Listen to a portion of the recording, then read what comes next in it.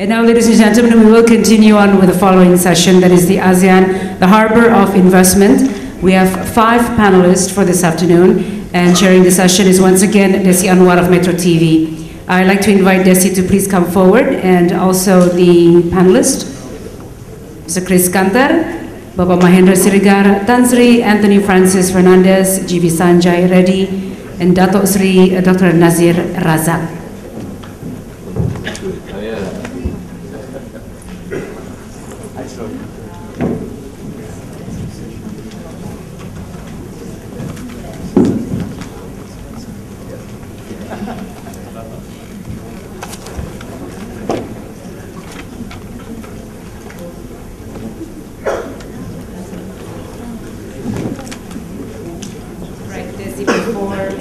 Thank you, Desi. Before we continue, I'd like to remind you that you must conclude by 5:15. Remember that we still have dinner at 5:30. Yes, ma'am.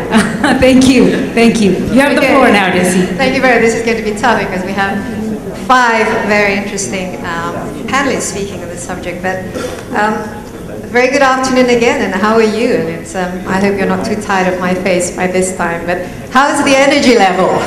I know we've had a very long day, and we have sort of still more programs ahead of us, and it should be exciting. I think we are now really focusing on sort of the meat and potatoes of things. And if you remember this morning, if we do want to make sort of the business and investment as sort of the driver for growth and also for job creation, and also if ASEAN can be sort of paving the way for global growth. Remember what Minister Mari said this morning about just do it. Okay, this is a message to the private sector. But then again, the devil is of course in the detail. Now, the title of this discussion, gentlemen, is called Harbour of Investment. And now what we have to bear in mind is, are we the harbour of investment by default? Because there's not much else going on in the world. Can we sustain this kind of interest in the region once global demand picks up? And I think that's one thing that we need to keep in mind. And the other thing is, if you look at the ASEAN Investment Report of 2011, although we have seen sort of some FDI inflows, which is quite high, as well as intra-ASEAN trade increasing, we have to bear in mind that the inflow is still 4.2% of regional GDP, and it's more or less stagnant. And the other thing is the intra-regional investment is still below pre-crisis level. You see that ASEAN countries are still not stepping up to outward investment, although there's talks of the ASEAN Investment Board. And how cushioned are we still against the possible capital outflows? So we have 5 speakers today.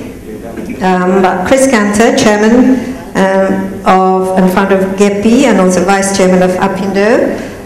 But MahendraSiregar is Vice Minister of Finance of the Republic of Indonesia, and Tony Fernandes from AirAsia, Sanjay Reddy, Vice Chairman of GBK, and Dato Sri Nazir Razak from CIMB Group. And I think because of time constraints, I just would like to sort of throw some general questions for you to ponder in your giving the feedback. The questions are, given the potential that we obviously have, is it, first of all, is how far are we in realizing our potential as an integrated investment area? And the other thing, what can we do to strengthen the ASEAN regional competitiveness? And we heard Harul Tanjung talking about building entrepreneurship and developing the small medium enterprises, creating innovation, and so on and so forth. The other thing is, what policies need to be prioritized to create a credible, transparent business and regulatory environment? And we touched on the fact that yes, we are ASEAN, but actually there's surprisingly lack of knowledge even amongst ASEAN countries about each other's laws and regulations and rules and so on. That needs to be some kind of streamlining if we want to have a full economic integration. So these are things that need to be addressed, as well as the different ASEAN countries have different levels of economic positions, as well as different levels of economic policies, as well as different levels of ease of doing business. Now, what can we do to actually reduce the cost of doing business in ASEAN? Perhaps, Chris, you can start with answering some of these questions, particularly, what do the private sector really would like to see the government do in order to clear up some of these problems? Thank you, Desi. I think as we have, a very prominent person on connectivity in the banking sector, the government, I will touch on the issue of the ASEAN itself, especially in these days where we have this crisis. We really can see that the impact is even worse. I mean, EU, the forecast for 2012 is only 0.6% compared to the previous forecasting where they say it will be around 1.9. We know just now on the APEC that Japan delaying joining the TPP. South Korea is also delaying ratifying their free trade with US. And also China. I mean, ASEAN always we are competing with China. That's what always the worries when we have this ASEAN free trade with China. But China also, I mean, on a recent survey, we know that 40% of the Chinese are unhappy, even though they have a 9% growth, but they are unhappy with their life. So ASEAN should be really the focus. Yeah, but ASEAN has this ASEAN Comprehensive Investment Agreement, which, if I'm not mistaken, by Mahendra, it should be last year, August, that it has been ratified by all the ASEAN. But Indonesia itself only rectifying it last August this year. And we still have one country who has not ratifying it. So, and this component is also very important, because this component is really solving if there is an investment dispute, especially between the private sector and the member state. Also really the policy and the regulation towards the liberalization or opening the market is defined there in this ASEAN Comprehensive Investment Agreement. So this homework really has to be done as soon as possible, because we are being left behind, especially within this situation where we really ASEAN, I mean, everybody talked since early this morning, I mean, showing really how ASEAN will become the center of the investment. ASEAN itself, I mean, we have to prove that we are a safe and productive place for investment.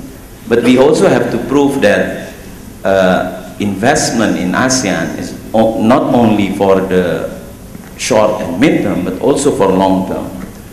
And this has to be proven by all the implementation regulation, the foreign direct investment rules. This has to be shown in all ASEAN countries, because you will become one market. Definitely you need to do this.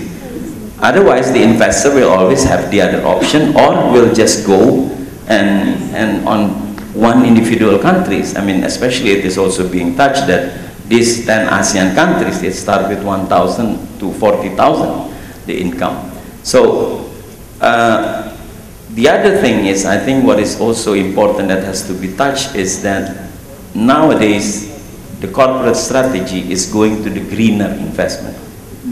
This is not only, how do you call it, a drive lead by the government, but this is a shareholder and consumer demand.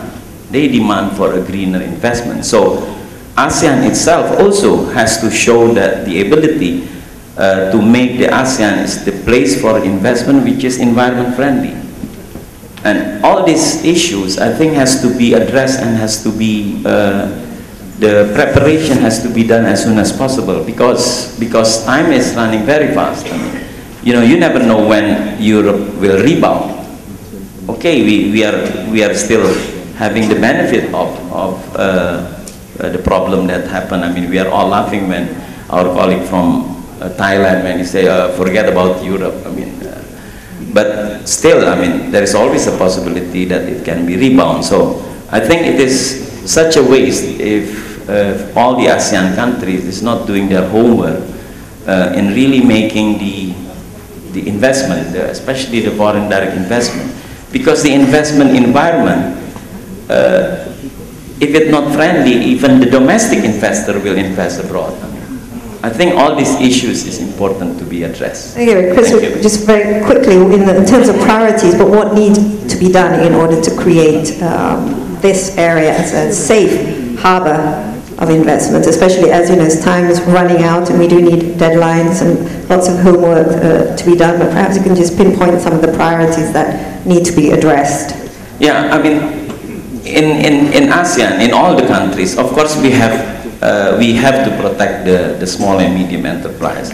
We have to protect the domestic interest, especially the important sector. But at the same time, I mean, we are becoming one open market. So we have to really make a very clear foreign investment rules. I mean, like with us, the negative list and all the procedure on foreigner or investor, domestic as well as foreigner, when they are investing. Because you have differences, I mean, in all these ASEAN countries when people want to invest. And this has to be more or less with the same spirit that it is one market. Because without this, then you don't get that opportunity. You don't get the advantage of this opportunity. This is where I think the problem begins, Mahendra. If we look at the kind of market ASEAN, it's very complex with, you know, obviously different countries having different, shall we say, sort of efficiencies and ease of doing business. And when we talk about ASEAN integration, what should ASEAN governments do to address some of the questions that Chris pointed out? We do need to create, you know, a safe harbor, a good business and investment climate. So what are the priorities for ASEAN governments to implement some of these? First of all, thank you, Desi, for the question. I will get to that a little bit later, but let me invite everybody to think more strategically where we are now compared to where we are or where we were, let's say, 5 years ago when the global economy was still very much normal. Now, I think you indicated earlier, implicitly, that whether ASEAN is a harbor of investment. Yes, the next question is, of course, where are you going to invest nowadays anyway, if not in ASEAN or in East Asia? I think that's the answer. However, the strategic question then becomes whether ASEAN can just continue using and developing and utilizing its present model and then do as if it's a business as usual and then expect Europe will come back. Shouldn't we think more strategically that this is the chance of ASEAN to play much bigger responsibility in the world so that we will also contribute significantly to the global economic recovery? Then the next question is, of course, whether we are up to the challenge. Yes, absolutely, because look, ASEAN, I think many of the other speakers earlier spoke that ASEAN GDP now is 1.8 trillion and it is larger than India. And if ASEAN is a country, then ASEAN is the 9th largest GDP in the world with 160 million out of 600 million population is in the middle income group. The foreign direct investment in 2010 was $75 billion, an increase of 100% than the previous year. And what is more important is the intra-FDI was $12 billion, 16%, which increased 120% than the previous year. And then if you go with the intra-regional trade, it's 25% intra-ASEAN, but if you take the ASEAN plus 6, it's 28% of total global trade.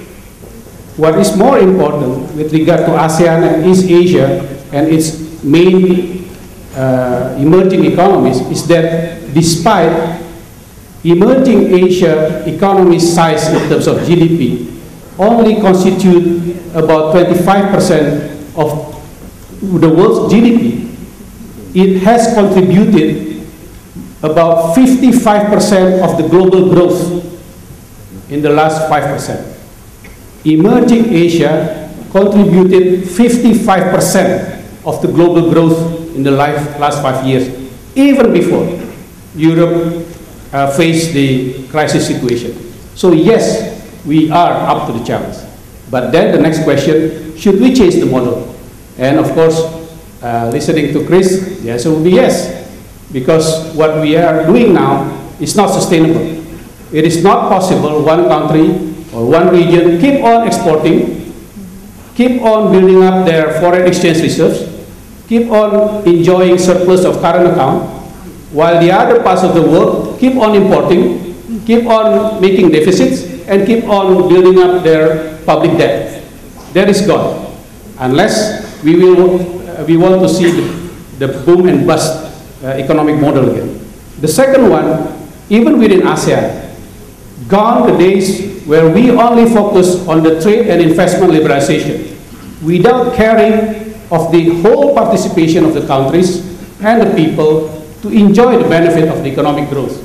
I think we have to adjust, we have to refine this overall model, and this is the time where, while we are addressing this for our own benefit of sustainability, we will also contribute to address the imbalances of the world. And this is what I hope the summit later today or tomorrow will address at least two very important frameworks. One is the new framework of comprehensive regional economic integration, where the focus is not just the liberalization aspect, but the overall benefit and equitable enjoyment of the economic model. And then the second one, specifically within the ASEAN economic blueprint, you have the first pillar on the liberalization, the second is more on the competitiveness, but the third one, equitable economic development, which is much more or less lacked in the last 10 years of ASEAN, will be also hopefully signed by the leaders, and that will make that ASEAN model will not only sustainable but hopefully later on adopted by other parts of the world. I hope that would answer your question. Well, could you be a little bit more concrete on efforts, for example, to develop the small and medium enterprises, and also how to sort of implement this kind of inclusivity, economic inclusivity that will benefit basically, this is a part of the many countries in this region are still suffering from poverty, for example. And the other thing is creating this sort of the idea of sustainability. If in the future, once demand in Europe picking up, it's what? How can we develop sort of outside of the sort of manufacturing side of it, but to create sort of more value-added industries, more in the sort of service sectors and so on, because there is real potential in that we needs to be developed. Okay, on the financial inclusion, we call it. Within the framework for more equitable economic development, financial inclusion is very prominent there. And the idea is to build a framework for ASEAN-BIS or ASEAN-wide financial inclusion, within which Indonesia will, in the beginning, contribute its own progress of financial inclusion. Basically, what we try to do is that within this liberalization, increase in trade, increase in investment, whether that gives an equal opportunities for the small and medium enterprises to be part of it, but let alone they will be part of that. They don't have any access to the capital, for instance. They don't have any access to better infrastructure, for instance. So this kind of notion of better understanding that equitable and a better distributed benefit is there, and that is one. On the other contribution of Indonesia within that paper is actually very interesting. I think not too many businessmen have direct concern on this, is on the improvement of international remittances, which is, again, for Indonesia is big, and for ASEAN is big, on the supply side and on the demand side. And if you can combine that, that means ASEAN will not only good for those who are already competitive in country-wide situation, in companies-wide situation, but it's for the people. This is the main essence. ASEAN for the people is really not for everybody talk about ASEAN and sing the ASEAN anthem, but it's more about the real concrete, how economic benefit, the liberalization, the economic integration bring those who have been excluded basically within the more sustainable model, and ASEAN can certainly lead this because we are coming from a much better position nowadays. Okay, just very quickly before I turn to other panelists, but Mahendra, one of the things about the idea of integration, it's a nice idea, but when it comes to actually implementing it, things like bureaucracy is always a problem. Now, these are sort of, the real obstacles to any kind of ideas of integration. Now, how can sort of the ASEAN sort of streamline this the bureaucratic process that can make this area really, really attractive and sustainable? Well, you see, our ASEAN Economic Community Blueprint consists of 400-something steps and actions. If you just follow that, especially if you follow that with discipline, then I suppose you would be able to address that. But having said that, the idea is that that alone is not enough. That's what I'm trying to say. But we should not overlook that and then start reinventing the wheel and talk about the other jargons. No, I'm trying to top up from what we have done to achieve the 2015 economic community. But meanwhile, since the global economic situation is like that, ASEAN has a bigger, stronger regional integration, and if you combine the East Asia, should also have a bigger and much more important responsibility.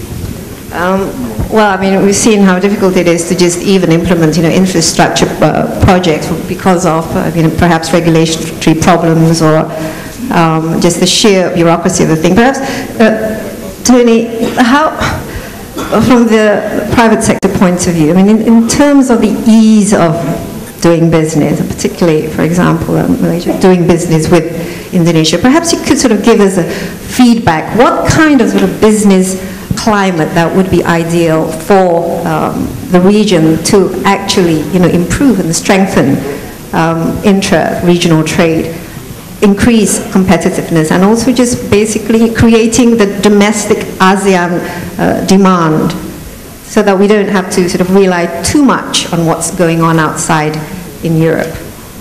Okay, thanks, Desi. I'm in a very alien environment here. I'm wearing a suit and a tie. You just told me I'm very fat. And I'm sitting with guys who know lots of numbers. So it's a little bit difficult. But prosperous, not fat. There's a very big difference. No, you said you put on a lot of weight. I understand English. Anyway, going back to the key topic. I mean, I think it's tough. When we started AirAsia, we saw a business opportunity in ASEAN. We saw connectivity. I used to be in the music business, and I recorded my Dangdut albums in Bandung. I was the Dangdut king of ASEAN. And, but I used to have to take a car from Jakarta to Bandung and stop in the hills once in a while. And I thought when I started AirAsia, wouldn't it be great to have a flight from KL to Bandung? You do now. We have 32 flights now from KL, from all our cities to Bandung. And everyone kind of laughed at us and said, you're crazy to start Bandung, no one's ever done that. But we made it very successful. So we saw a huge opportunity in providing connectivity and making ASEAN a smaller place, and helping business and helping small medium enterprises. I think AirAsia has been a contributor to allowing business to grow within Southeast Asia by improving that connectivity. But if I go back to what Vice Minister said, there is a lot of bureaucracy. When he said it took 400 steps, that in itself scared the hell out of me. He said, just follow those 400 steps. I struggled to follow 3. So I think, you know, there is a phenomenal internal market in ASEAN. It's a phenomenal internal market. We have gone from 2 planes to 100 planes in 10 years, from carrying 200,000 passengers in our first year to 10 years later, this year we'll carry 32 million passengers. We have, you know, we talk about environment, we've had everything, you know, tsunami, earthquakes, floods, the Singapore government, you know, red shirts, yellow shirts, you know, airports closed, you name it, we've had it. So, yet we've still built a fantastic business, which I think shows that ASEAN is a fantastic place to do business. I think what I'd say is, going forward, I see a lot of ASEAN businessmen actually sometimes taking their money out of ASEAN and going to India and China. And that's something the heads of state need to look at, to say, how do we make it easier for countries and companies within ASEAN to invest? I mean, I hadn't heard of the ASEAN Investment Board. I don't know what they do, actually.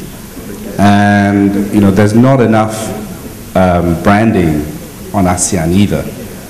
And we need to put more infrastructure together. For instance, in the aviation business, it would be great if we had one common ASEAN aviation control, you know, air traffic control system. Like in Europe, they have JAR. And if we had a pilot in Indonesia could fly, in Vietnam could fly, you know, we all have different regulations. An engineer, you know, so that I could send my planes to Garuda to fix without, you know, so much bureaucracy. And the last part I'd say is that I think government should facilitate business and not be in business.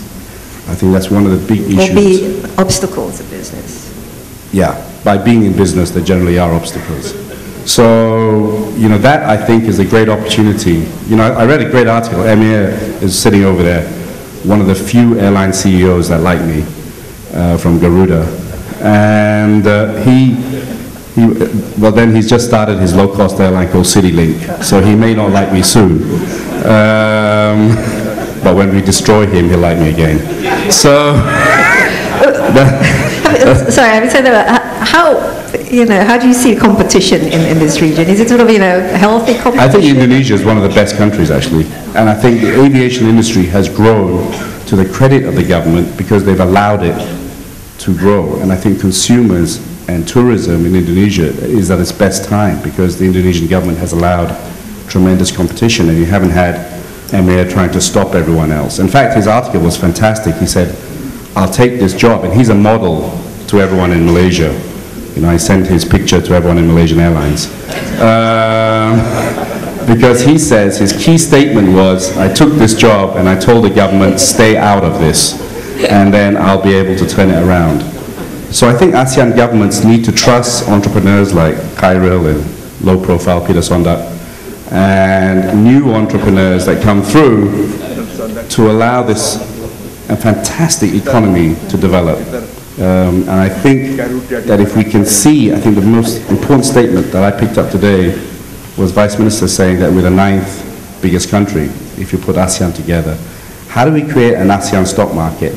How do we have an ASEAN minister or someone in charge of ASEAN from a business sense, not just political? Because ASEAN is always seen as a political organization. How do we create that? Dr. Surin has a budget of 17 million. You know, you can't organize a party for that. Not in Indonesia anyway. You know, certainly not with Peter Sonda and Khairil Tanjung. So governments need to take ASEAN a bit more seriously. I think it will benefit. People in ASEAN don't see the value of ASEAN. If you go to a common man on the street and say ASEAN, what does it mean to them? So I think there's lots of simple things to do, huge opportunities, and you're looking at a company that believed in ASEAN and has changed travel for ASEAN. But can ASEAN governments actually lead in this kind of, you know, creating? I honestly think business and corporate need to lead and ask government to facilitate. I think, you know, a few of us have got together and set up this ASEAN Business Club, which I think is a great idea to bring businessmen together and to take ideas to the ASEAN heads of state to say, hey, you know, let's say all the aviation leaders say, if we all did this, business could grow X amount. If all the banking world did this, et cetera, et cetera. So I think corporates have to drive it. We can't keep relying on governments to drive it, and we have to ask government to facilitate it, and ask governments to be brave enough to look at, you know, do I win here or do I lose here? But if we all work together, I can guarantee you we'll all win big. Okay, that's very interesting. Mahendra mentioned about, you know, the potentials are there, but as long as we don't do business as usual. And do business now, I mean, do you have this kind of change in mentality that the world is changing, that there are opportunities, there are untapped potentials, but how are you changing in order to get out of this sort of business as usual framework? Well, I mean, I think... what sort of innovation is being... Well, I think technology, I mean, Carol's presentation was very key. I think how AirAsia stepped out was we invested heavily in technology. No one really used the internet before. Now, almost 85% of our business is done on the internet, and we've moved forward in terms of mobile telephony. We have the largest Facebook site of any airline in the world, because we invested in social media very, very early on. You know, we're big Twitter users, etc. So I think technology is a great way for ASEAN to leapfrog. I think creating, innovation is a great buzzword. You know, everyone says innovation, innovation. But you've got to create the environment for innovation. Where does innovation come from? Freedom of speech, freedom of thinking, and it starts in the classroom, whether we allow our kids to freely express themselves as opposed to just memorizing 15 books and getting 15 A's. So the education system is very critical in terms of creating a culture of innovation. Our management style is very important. A lot of Asian companies are very authoritarian driven. And at AirAsia, we rather have 7,000 brains working for us than just 10, and the rest are implementers. So I think, you know, there is a huge opportunity, and I think there is lots of potential. I think innovation is very key. I think capital is very, very important in providing capital and providing seed capital to allow businesses to grow. I would love one day to see an ASEAN stock market. I think that would be fantastic because, you know, fund managers all over the world, they're all fixated on China and India. But if you start saying, you know, you put all the ASEAN economy, and I love that, I'm going to use that for the rest of my life, the 9th biggest country. You know, the GDP, that more capital will flow in. Right, so if we crash, we all crash together. Sanjay, perhaps from the construction project and so on, we talk about, we touched on the ease of doing business in ASEAN. I think in our earlier panel, we also talked about how we know more about the European market, what's going on there in terms of rules and regulations, than what we know about ASEAN countries. Now, from the private sector, what would you like to sort of see improve when it comes to increasing efficiency and you know, just facilitating doing sort of investment and in the region?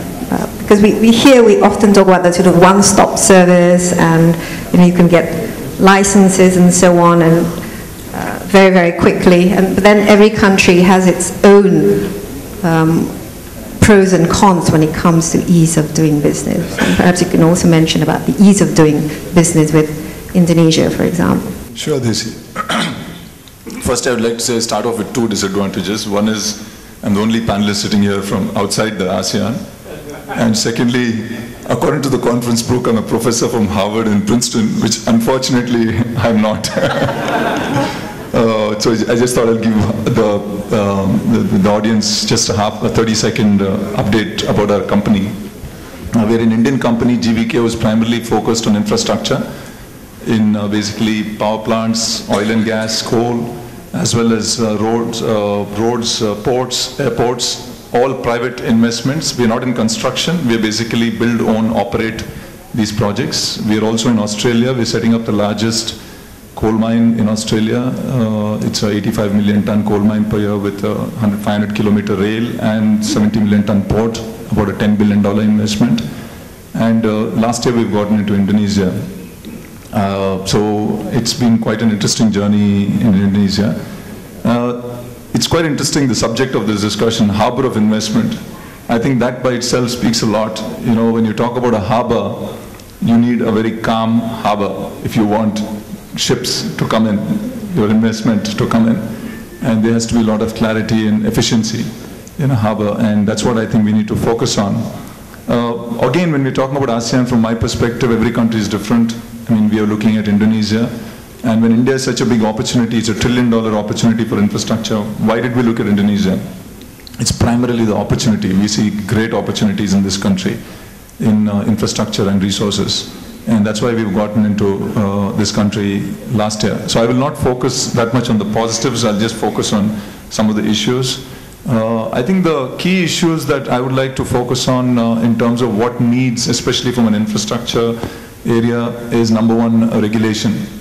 I think there has to be clarity in each sector, and each sector is so different. The roads are different from airports, are different from power, are different from ports, and they're quite different. And each one requires different regulation, different laws.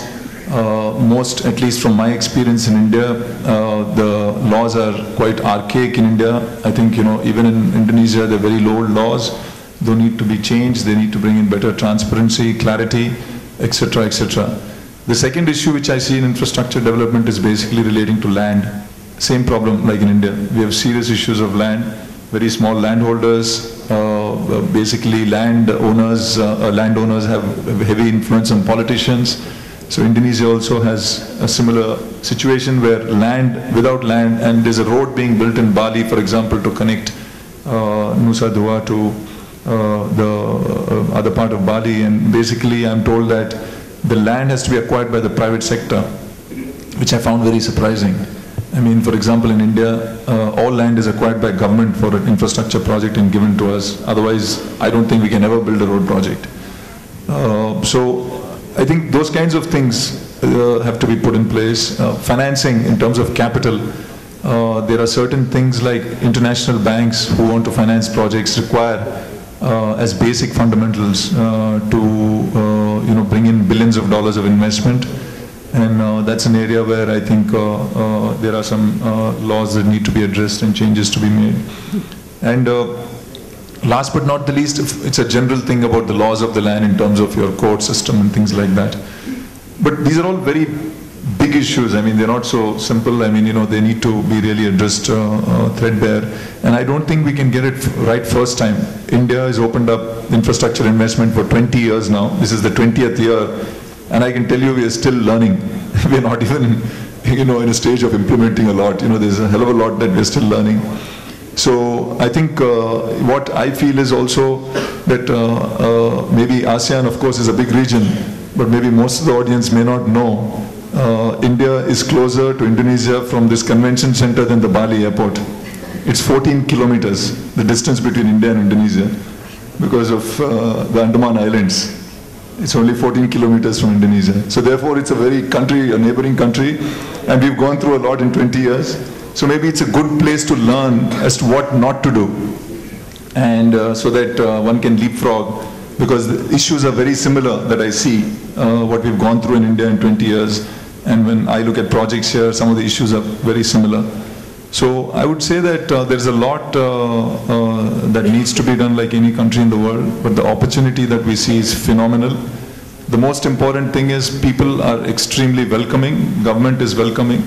I think that's the most important thing, because it's just a cultural thing. People are very extremely hospitable, and yes, there are issues, and that's why for our company, where there's a problem, we see the opportunity. If there's no problems, then there's no opportunity, because somebody else has already taken it. So we would love to be part of this journey where some of these issues are addressed, and hopefully make large investments in Indonesia. Of course, some of the stuff that you mentioned, including sort of regulations, particularly for infrastructure projects, these are things that are faced by Indonesian investors and the business community as well. Just out of interest, you know, 2015, we have this dream of creating the ASEAN economic community. Do you think this kind of given what's going on in the European zone, how much more attractive would that make the region, having this sort of economic community and ASEAN integration, and what kind of community that you would like to see? I mean, you mentioned different countries in ASEAN have different potentials, and you sort of approach them on a case-by-case or country-by-country base, but how would you like to see the community sort of develop that is more attractive to Indian investors, for example? I think last week I was talking to somebody about this ASEAN community being integrated by 2015, and the first question they asked me, are they going to have a common currency? I said, I hope not. But obviously, from an investment perspective, I think the ASEAN region that's going to be integrated by 2015. Personally, I'm not an expert on it, but I see that more, which will enable trade, enable better integration and cooperation, political, business-wise. But in terms of, for example, in infrastructure, I mean, there's nothing that we can go and invest in Singapore, for example. So for us, it's country-specific. For example, in the entire ASEAN region, we've identified Indonesia as the biggest opportunity for obvious reasons. And so we will focus on Indonesia, and that will have not much impact on opportunity in terms of integration, except that, obviously, if you learn the best from each other and improve, every country can learn from each other. Okay, great. Nazir, just to go back on the idea of giving feedback to particularly the ASEAN government and the Indonesian government, how to improve the quality of the governments that would make it much easier for intra-regional investments, for basically creating that business climate that can increase ASEAN competitiveness. And what would be your feedback, and what needs to be fixed as priorities? Thank you. Thank you, Desi. And let me start by saying that I'm very, very bullish about building a regional business. Firstly, I see a world of regions, large economies, so it is essential to the collective future of our 600+ million that we do come together as an economy.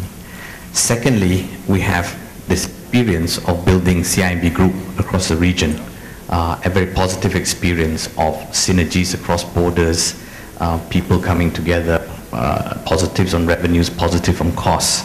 And we first started regionalizing in 2002, before AirAsia was born. Yeah. And we invested here in Indonesia, and I remember the time when we bought Bank Niaga, our share price crashed 25% because no one thought Indonesia would recover essentially at that point in time.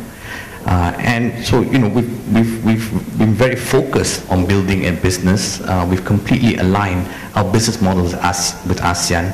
Our tagline of our business is ASEAN for you. Yeah.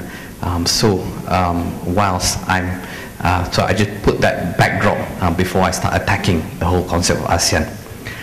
Now, firstly, so based on that, I do think that businesses, more businesses in ASEAN should become ASEAN businesses. Yeah, so that I'm bullish on. But based on what we see, there are clearly a lot of issues. Yeah, firstly, this whole ASEAN identity, this spirit of ASEAN in business, is it really there? Yeah, I question that, because what is special about being ASEAN?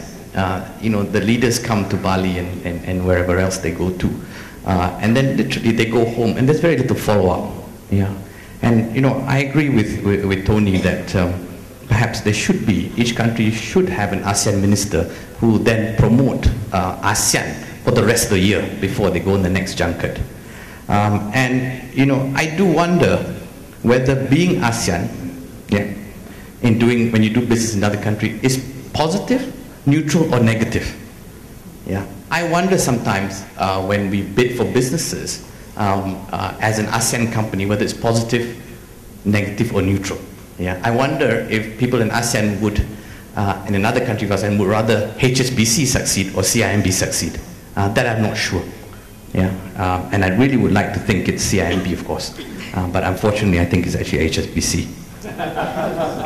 Secondly, on the politics side, today, if you really ask the business guy, he's importing from, say, southern China.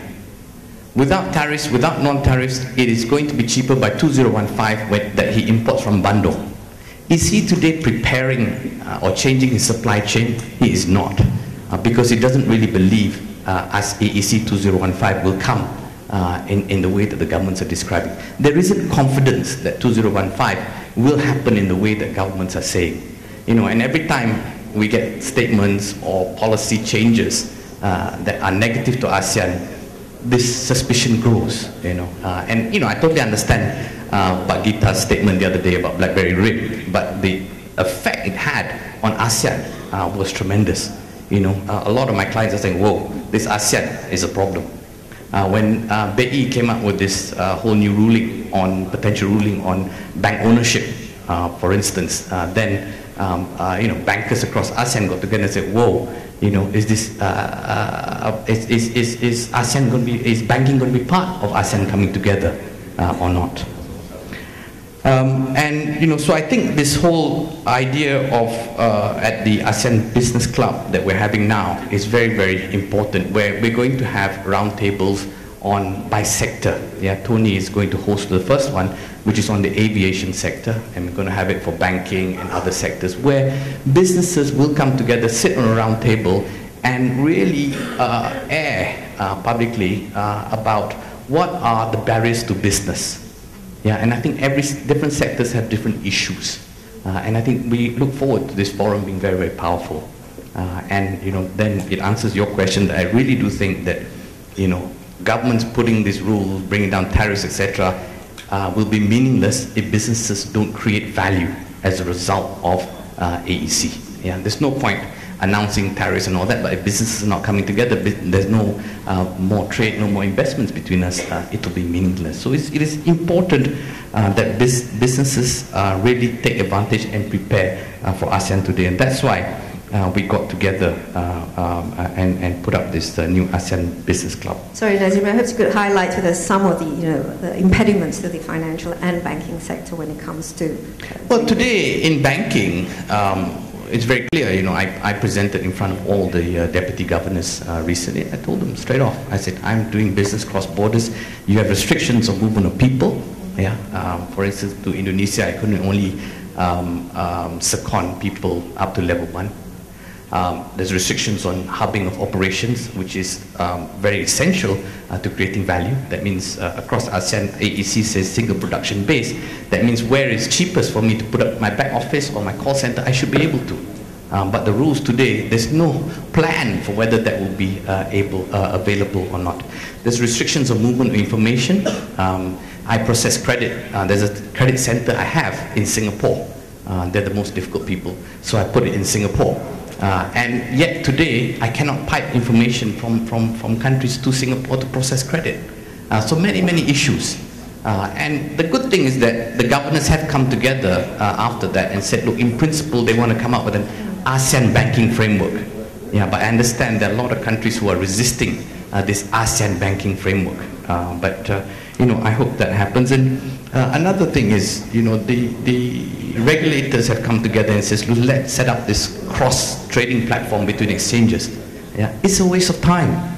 Yeah, what they should do is just set up an ASEAN exchange, bypass all the local exchanges. If we're really serious about ASEAN, and Vice Minister talked about new levels of energy to accelerate ASEAN, well, ASEAN 2.0 to me is set up an ASEAN exchange. Say every listed company today with over 500 million market capitalization can list on this virtual exchange called ASEAN Exchange. Yes, there will be losers. All the national exchanges will lose. But guess what? ASEAN as a whole would win because we'd have a large exchange that's able to compete in terms of liquidity and accessibility with global exchanges. I mean, that to me would be a great sign. I believe the forum this morning talked about let's just do it. If that's the case, let's do something material like that to show our people that really ASEAN is coming together, ASEAN is going to be a reality. Okay, it's interesting you're not so bullish on the idea of the ASEAN integration and economic community. Before I turn to the audience for question and answer session, just, you know, there is this idea of inclusivity we're talking about, how to actually create economic development that will be able to lift some of the sort of the weaker economic sectors of society. And I think the access to capital is very important in this, and improving, particularly improving access to capital and helping the small and medium enterprises. And I know money goes to where it's safest, and in this globalized world, you know, the financial world is very much not tied to any particular region, but it becomes a globalized thing. So just the kind of the commitment for sort of financial or banking institutions that are operating in ASEAN, this kind of spirit of inclusivity and the kind of improvement that can be made to raise the standard of living and raise the welfare of ASEAN population, because it can be a huge market. It can be, it can give us a sustainable economic future. Well, I make 2 points. One is in terms of access to capital for the less able, the microcredit segment, for instance. When I was going to, when I was bidding for a bank in Thailand, the government told me, said, look, if you're successful, we want you to launch microcredit. My answer to him, sir, I will definitely launch microcredit because I've got a very large microcredit business in Indonesia, yeah, where experience and talent can be ported to Thailand. So that's about the region coming together, yeah, and taking advantage of capabilities in other parts of the region and creating value for the less able. The second point I would make is this. On AEC 204, what I think we have to realize is that economic integration will bring losers, not just winners. And the losers are going to be very noisy people. We're seeing it in the Eurozone. And you know, there was, you know, I recall the pushback on the ASEAN-China free trade agreement, for instance. And I worry that today our leaders are not preparing our public, i.e. their constituencies, for the eventuality of losers as a result of ASEAN economic integration. Because if they don't, what happens is the losers will make noise, they will lose, they will get scared, and there will be a pushback on ASEAN economic integration. So that's another danger that I foresee about ASEAN integration. Okay, well, let's turn to questions, please, from the floor. Would you just raise your hands and quickly identify yourself and to whom the question is addressed, and we have another 15 minutes. Yes, I see some.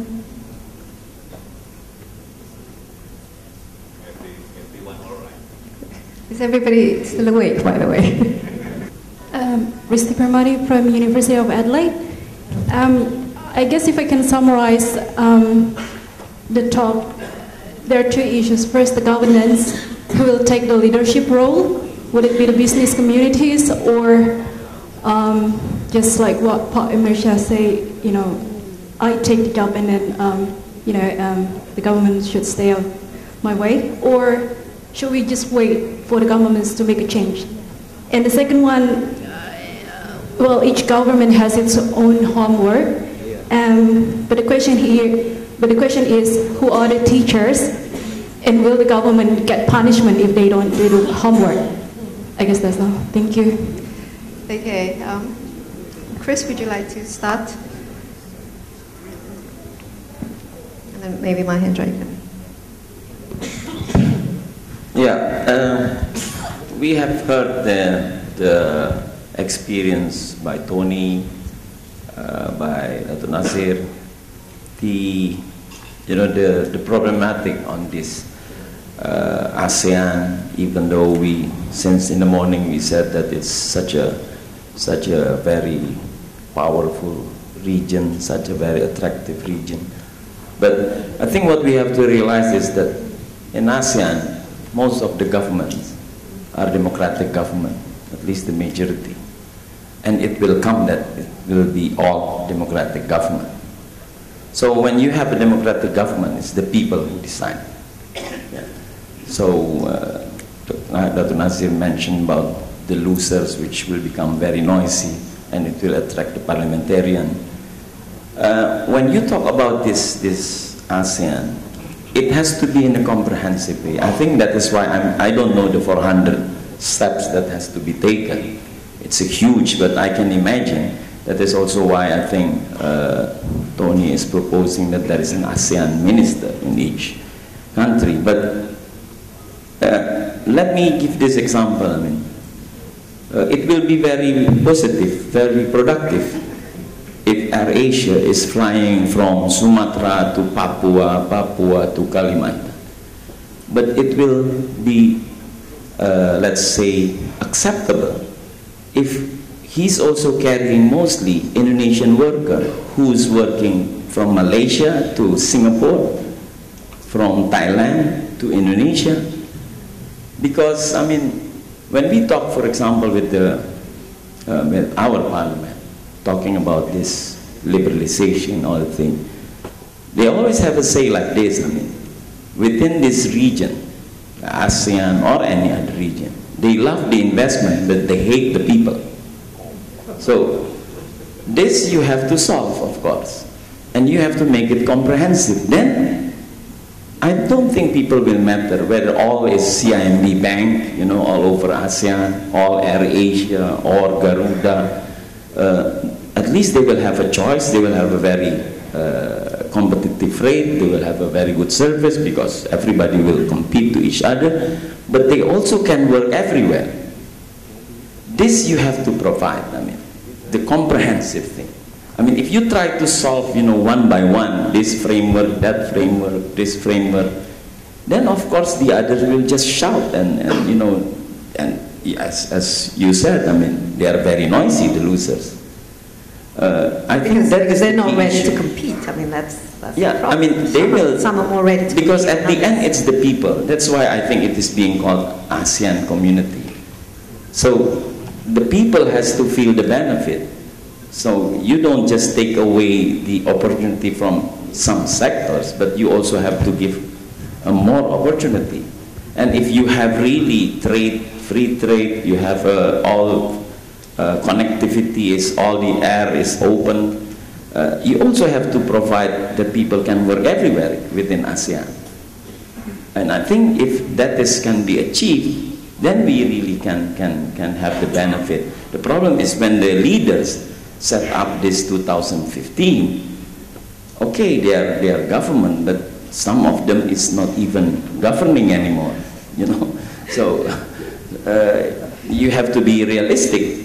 And the deliverable has to be the same like when the idea was being done. And now you cannot push it too fast. I mean, if it cannot happen on 2015, and it cannot happen. Not that at the end people will think ASEAN is not an advantage, but become something which is, I prefer HSBC rather than CIMB. And that's we should avoid, I think. Because as ASEAN, I think we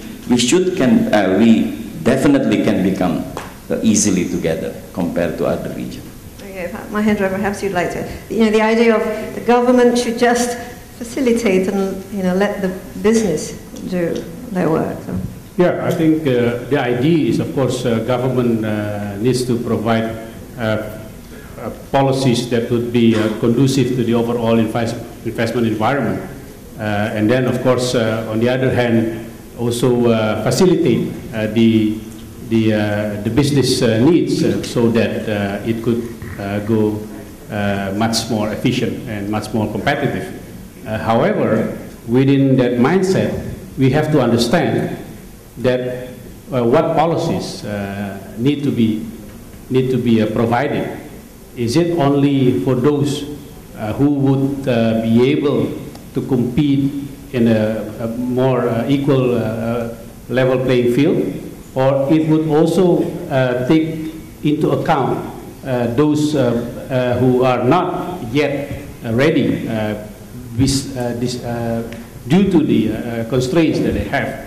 I think in that sense, the government has to be more active, more proactive in taking side in some type of affirmative action to provide policies, to provide facilitations, not to directly do the business, so that the inclusivity of the overall regional integration would be achieved by and enjoyed by more people.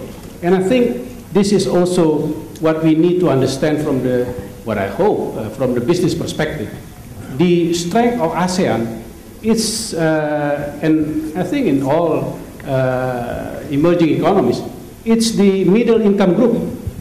It's not the top 10 elite highest earners in the countries. It's the middle income group, which is again in ASEAN is 160 million and growing.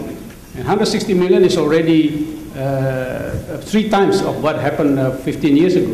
And if you can take care of them in such a way that their purchasing power increase, that will provide opportunities for companies to produce goods and services, which might be also, which might be only relevant and customized to the ASEAN market, because that might not be the case in other markets. So I think we have to integrate not only the countries, the governments, and the business, but also all aspects of business model, of business process, so that the business integration, looking at the market, also can serve the interests of more people. But are we ready for 2015? Is Indonesia ready for 2015, or are we perhaps creating unrealistic targets? I think we have to be ready. Otherwise, the whole accountability and credibility of ASEAN, of the members, of the governments are very much at stake. I think the point now is not so much about challenging or questioning again. It's more about building much better collaboration and synergy, so that if you look and ask questions like this outside ASEAN, you will be surprised. If you go to the G20 meeting, you will be surprised. They think ASEAN is much better than them already. So I think it's important for us to be vigilant and disciplined to our homework. And with regard who will punish us if not doing the homework, well, of course, you just choose another leader or another government. I think that is very sensible. But that's a more political accountability and economic accountability going into a single package, because it's good to have democracy. But political accountability has to come to the way of economic accountability at the same time. I think this all need to be spread out even better and presented to the ASEAN people in a more wider way than just some elites.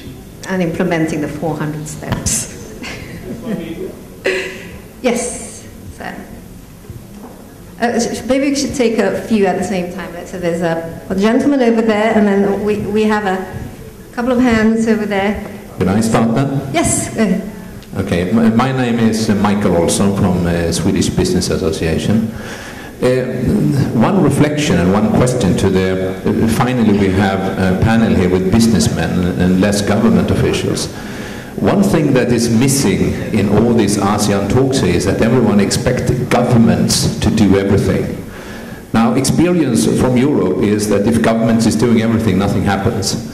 So my question to the panel, especially the people working in companies there, what can you do and what do you do today to actually standardize business practices, to create business opportunities and educate people from around the region with what you have today? I mean, we know that any company from any country in ASEAN, they will invest in another ASEAN country and they send over a big bunch of experts.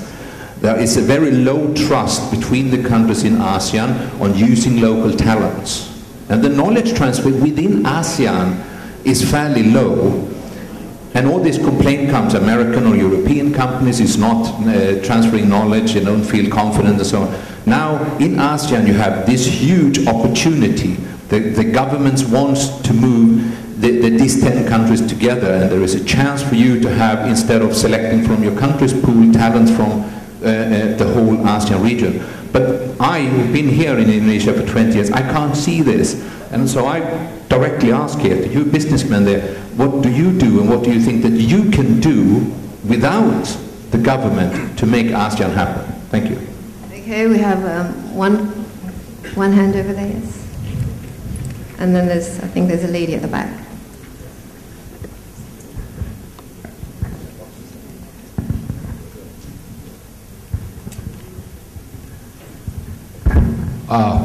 Actually, you just asked a question. I said this morning that businesses in ASEAN do well despite the governments, and I still believe in that.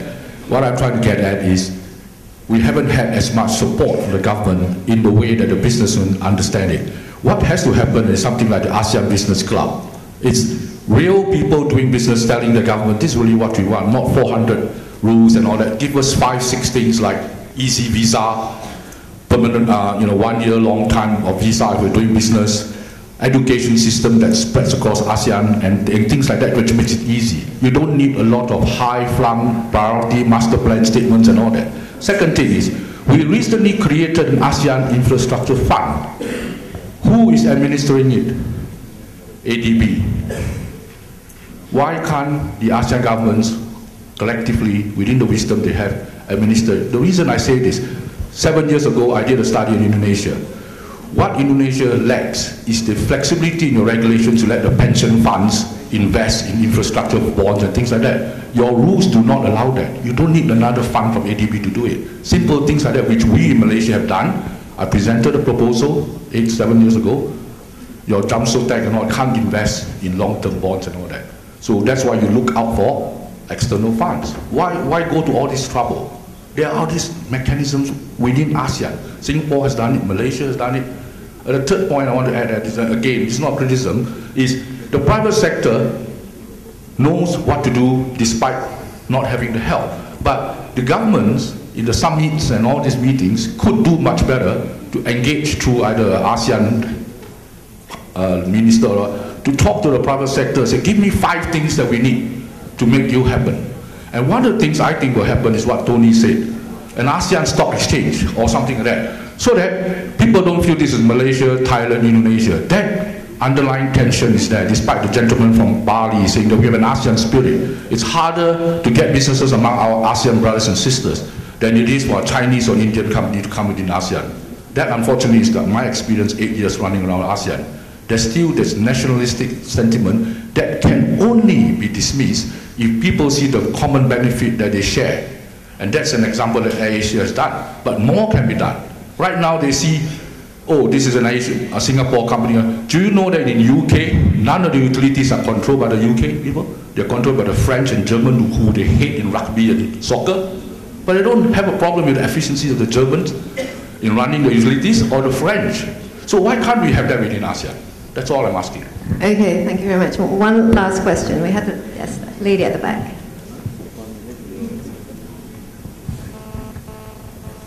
Okay, my name is Nia. I'm representing myself. This is maybe only a simple questions or simple comments about all the things. I'm also working in an association of hotels that what we would like to share is sometimes the business running faster than policy. And what we would like to address to you that if the policy came after the business maybe action, so at least there is a socialization of the policies addressed to which actions, and there's some way out. If the businesses has already done the things that are followed by the policies, so at least there's some first socialization about the policies and also the easy way out because of the new policies. Thank you. Okay, thank you very much. Just quickly to answer. Perhaps, Tony, you could answer the first one on the efforts to standardize business practices. Yeah, I mean, I think we've taken a very proactive stance in it. We now have 4 airlines in ASEAN, Philippines, Indonesia, Thailand, and Malaysia. Every single one is staffed by locals, and of course, there is some movement within. So there's a Thai, an Indonesian, some Filipinos in Malaysia, etc. So we really do have an ASEAN workforce. We have no expats actually in our 9,000 workforce. They're all from ASEAN. We have built an academy where everyone gets trained. Doesn't matter where you come from, you get trained in this one academy. And we work with the various aviation authorities to say, can we train in one place? And we've set up, you know, we really do believe in ASEAN. We've set up our head office is going to be launched soon, and it'll be in Jakarta. I'm moving from KL, and my office will be in Jakarta. So we say that, you know, we don't wait for the government. You know, we haven't, and I fully agree, and I actually said it in my comments, that businesses have to drive, and I think the setting up of the ASEAN Business Club is a fantastic step forward, that entrepreneurs and businesses and corporations can work together. So, you know, we set ourselves up in Jakarta because we want to further drive ASEAN integration. And, you know, I bought an apartment, I'm serious, it's near the office, so I don't have to deal with the traffic. And we really do believe in it, but if we wait for the government, we could be waiting, governments, we could be waiting for a long time. So we think we have to drive it, and I think the setting up of this ASEAN Business Council is great. There's tremendous talent in ASEAN. There's tremendous number of pilots, engineers, there are fantastic universities in Indonesia, you know, so there's no lack of talent. It's giving that talent an opportunity to rise, you know, and so I'm not sure I disagree with the point, but we have grown from talent within ASEAN and will continue to grow with talent. We've got 100 planes, we've bought 400 more planes. We know that all that talent is going to come from this part of the world, and we're comfortable in that. Dr. Nazir, would you like to add, particularly on implementing some of the best practices? Yeah, I think we position ourselves as having what you call a multi-local business model. So we have essentially one ASEAN company, but in each market we are led by locals, staffed by locals, but our group board, which is based in KL, is very ASEAN already.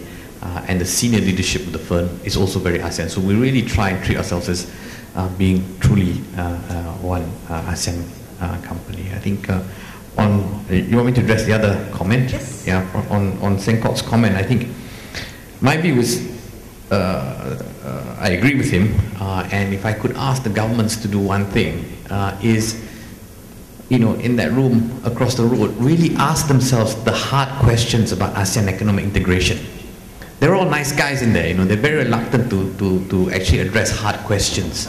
And I think once you ask those hard questions, then you will start confronting the realities. And I'm glad the Vice Minister talked about the issue of possibly some affirmative action needed. Yeah, and you know, there may be some funds needed to help companies dislocated to readjust. These are hard questions that must be asked now. Yeah, otherwise ASEAN AEC will fail.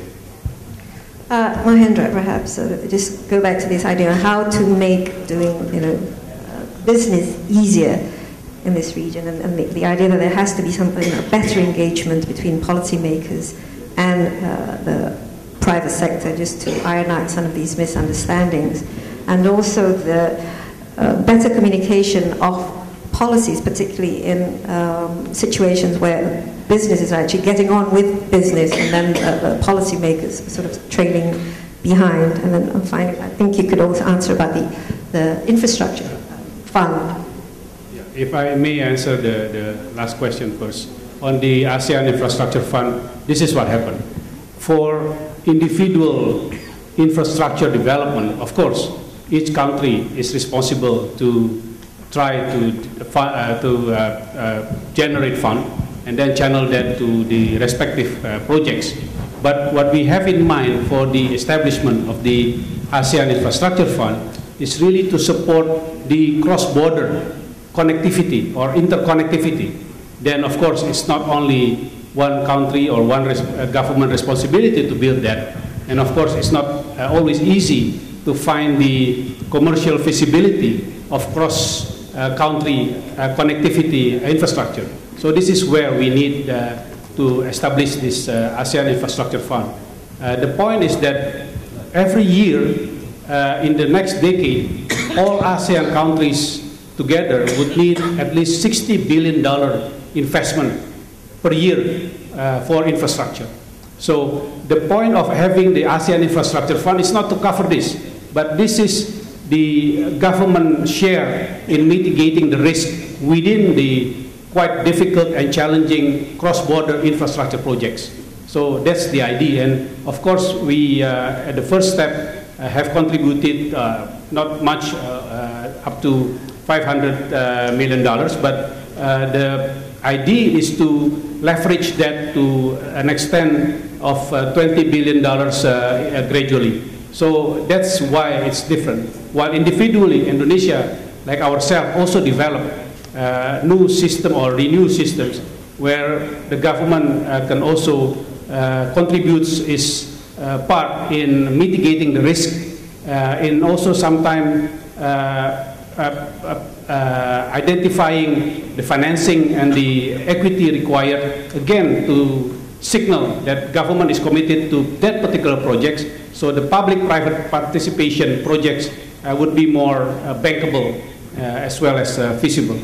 Now, going back to the question of the challenge between, again, the overall collaboration and undertaking, I think, well, this is what happened, the way I look at it. On one hand, we have heard a lot of issues being mentioned, and of course, criticisms being